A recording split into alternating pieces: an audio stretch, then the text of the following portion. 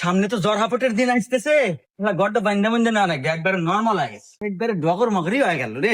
আব্বা কি আর আরে কইস না, যে সামনে তো জ্বর হাপটের দিন আসতেছে, ঘরটা তো ভাঙ্গা চুরা শেষ, এখন তো বান্দা বুন্দা নাকবো এটা দেখতেছি। আব্বা আমরা কি ভাঙাচোরা ঘরে থাকি, তুমি বড় লোক ব্যাপারও নাই, ধনী ব্যাপারও নাই, বিল্ডিং বাড়ি থাকবি, এসি রুমে থাকবো, মজাই আলাদা।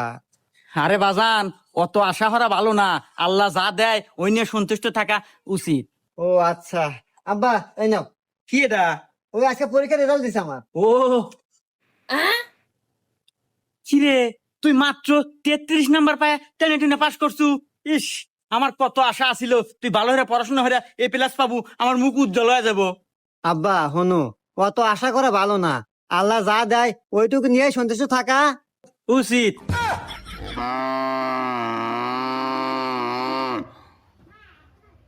আব্বা তাহলে সন্তুষ্ট থাকো। বাইগান